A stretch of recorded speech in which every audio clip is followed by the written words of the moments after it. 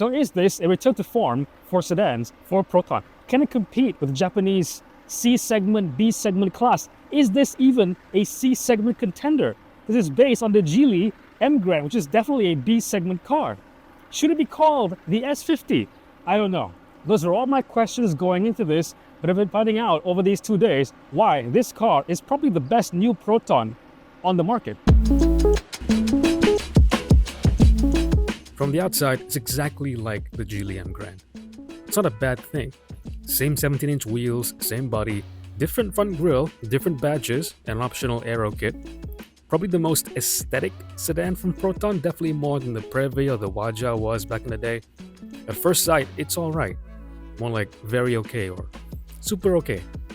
There's even some Audi A3 vibes from the rear end. Does it wow me? No, not really, at least not in this plain color. The teal Bayou green, that's the one to get. Out of the model, we have a 1.5 liter 3-cylinder turbo, Proton's default engine now hooked up to the default gearbox, a 7-speed dual clutch. The S70 uses a non-GDI version with 150 PS and 224 Newton meters. Now this is a legitimate feature, this amount of power and torque. It's something the M Grand definitely doesn't get, and the Japanese sedans at this price can't touch. So the interior, alright, stepping inside this car, the first impression that I get is that it is very European because the way it's all laid out is very minimal, and yet the materials in here I wouldn't say are premium, but they're premium-ish, and they're laid out very smartly because, yep, plastic, there's all plastic over here, quite hard plastic down here as well, but the things that I do touch, and if I'm not in car reviewer mode and I'm touching the things that I'm supposed to touch, they feel quite nice, they feel solid, they feel well thought out and well positioned, well built, ergonomic even, and there's a minimal theme to this dashboard example, okay? To the point that I think they need more buttons like the sport mode, the eco mode, and the comfort mode. I have to actually fiddle around the screen. Speaking of screens, 12.3 inch, 10 inch for the driver. They're all very sharp and bright and, you know, all those good screen kind of things.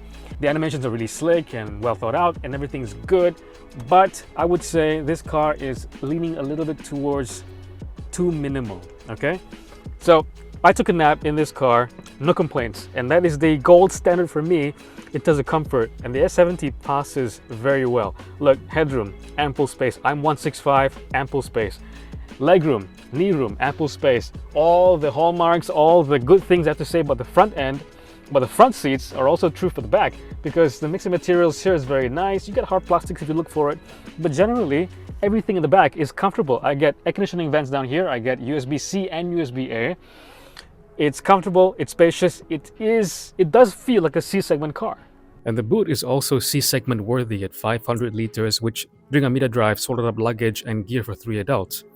On the highway, the car was smooth, quiet, and stable, even up to pretty high speeds. And that's amazing because we drove from KL to Penang, and I think we used less than half a tank, a little bit less. So let's say we used 45%, so we're left with 55% of the tank.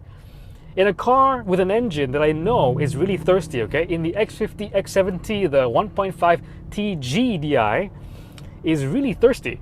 It just drinks fuel. This actually seems to be pretty economical. How crazy is that? Is that just the MPI by itself, or have they done something new to the MPI in the S70 to make it more frugal? I have no idea. And one more thing, I've always got an issue with Proton. The Geely design Protons, okay? With their side mirror designs always cause a lot of wind noise. No wind noise, okay? I was going pretty quickly on the highway and I couldn't get this car to make an excessive amount of wind noise. Pretty quiet.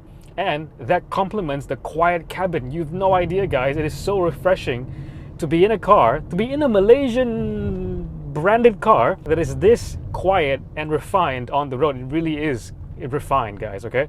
150 PS, 226 Newton meters of torque, 7-speed DCT.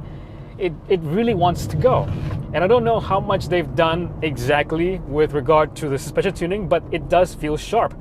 All right, the steering feels direct, and it gets heavier when you put into sport mode, okay? And then when you put into sport mode as well, the throttle pedal gets more sensitive. I've been waiting so long, guys, after 3 SUVs getting progressively, well, not bigger, X70 first, the middle child, and then the X50, and then the biggest one so far, the X90, right?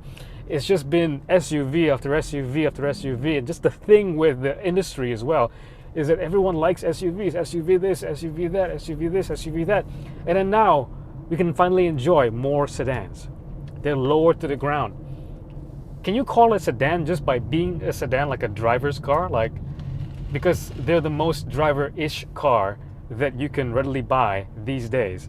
You can't really buy an SUV and expect it to handle or expect too much from it handling wise. That whole balance between ride and handling, okay, a comfortable ride, a pliant ride, and the handling part of it where you have a connection between you and the front axle is kind of well judged in this car, even though Proton had not gone to the trouble of actually like the X90 did, where it had, removed the torsion bar suspension at the rear to add in multi-link suspension.